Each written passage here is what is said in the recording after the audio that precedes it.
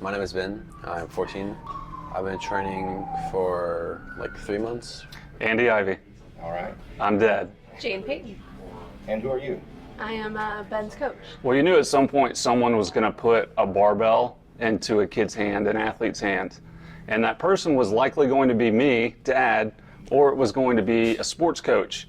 And me, Dad, and a sports coach are very unlikely to have the skills to lay a foundation for a kid to get stronger without getting hurt.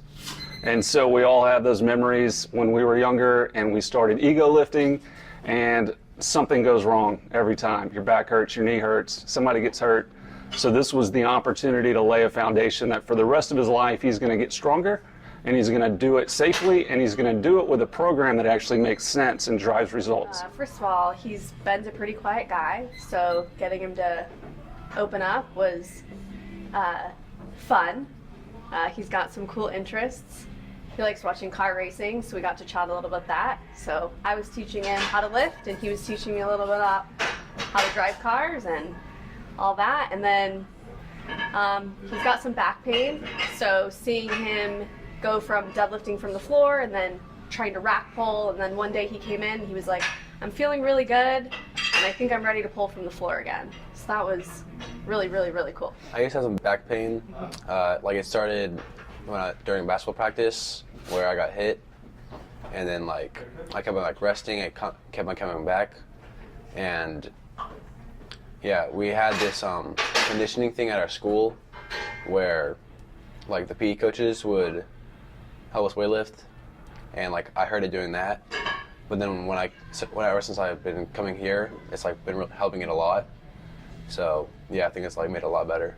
Yeah, I've noticed a lot of differences since he started training. Just over a short period of a summer, he went from being in almost constant pain and it being like a nightly ritual where you would address it at some point, or more likely my wife would address it at some point, and you'd rub some cream on there or give him some painkillers, and then it would just come back the next day or the next time that he practiced.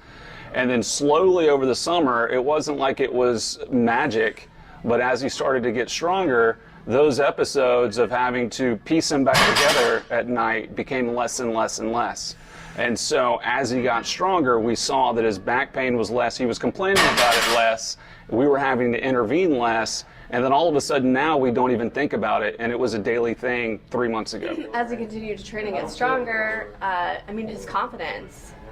He came in and felt good, and just really positive energy from him, and it was a pleasure to have him in class. Yeah, absolutely. Having somebody in pain, they start to act different. And as soon as he started feeling better, he was a little bit more outgoing. But suddenly you weren't having discussions about how do you feel. Instead, you could have discussions about all the other things going on in his life. The changes I noticed were like I could just like be sitting down for a long time, getting up with no pain, and like running arounds with no pain, jumping with no pain, just doing like a lot of things where it does not hurt at all. And I could like weightlift with no pain, like wasn't even in my mind. And so yeah, I like fixed my posture a lot because I was like slouching a lot, and now I just try to stand up straight whenever I can, because when I was slouching and I stood up straight, it would like have a little strain on it, but now it does not. So I think that's gotten better. It's been really fun starting strength. I got my weight up like more than I would have doing the one with my PE teachers, and yeah. Apart from training adults, I worked at a small like mommy and me place, which was parent participation classes. So I have a little bit of a background training younger kids, but so just seeing them develop in that way, even from little kids, is really cool.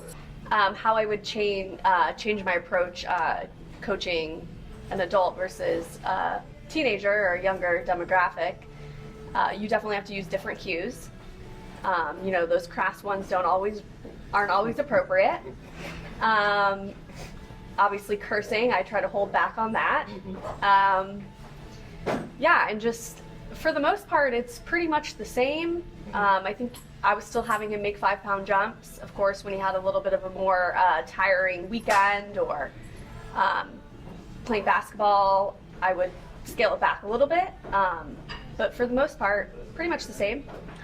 I think every parent should be doing this, laying a foundation for their kid. You want your kid to be successful. You want your kid to be really good at sports, and then you don't give them all the tools. And so this is one of those tools that I think maybe a lot of people think you could do it yourself or the PE coach will take care of it.